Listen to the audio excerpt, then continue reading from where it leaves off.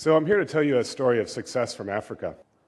A year and a half ago, 4 of the 5 people who are full-time members of Ushahidi, which means testimony in Kiswahili, were TED Fellows. A year ago in Kenya, we had post-election violence, and in that time, we prototyped and built in about 3 days a system that would allow anybody with a mobile phone to send in information and reports on what was happening around them. We took what we knew about Africa, the default device, the mobile phone, as our common denominator, and went from there. We got reports like this. This is just a couple of them from just January 17th last year.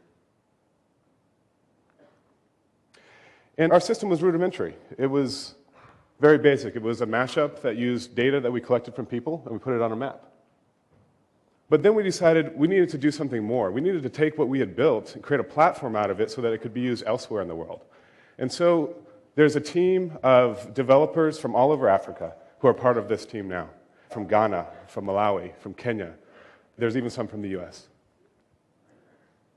We're building for smartphones so that it can be used in the developed world as well as the developing world. We're realizing that this is true. If it works in Africa, then it will work anywhere. And so we build for it in Africa first, and then we move to the edges. It's now been deployed in the Democratic Republic of the Congo.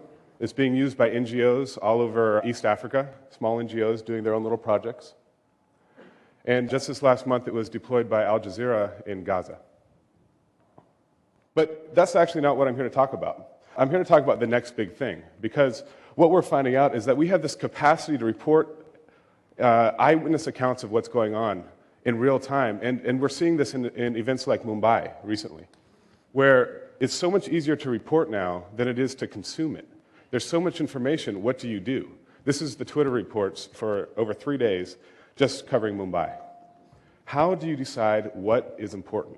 What's the veracity level of what you're looking at? So what we find is that there's this great deal of wasted crisis information because it's just too much information for us to actually do anything with right now. And what we're actually really concerned with is this first 3 hours.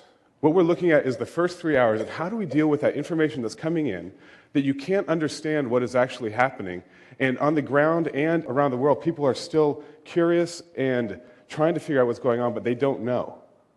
So what we've built, of course, Ushahidi, is crowdsourcing this information. And you see this with Twitter too. You get this information overload. So you've got a lot of information. That's great. But now what?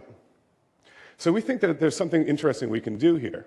And we have a small team who's working on this. We think that we can actually create a crowdsourced filter. Take the crowd and apply them to the information. And by rating it and rating the different people who submit information, we can get refined results and weighted results so that we have a better understanding of the probability of something being true or not. And this is the kind of innovation that is, quite frankly, it's interesting that it's coming from Africa. It's coming from places that you wouldn't expect, from young, smart developers. And it's a community around it that has decided to build this. So thank you very much, and we are very happy to be part of the TED family.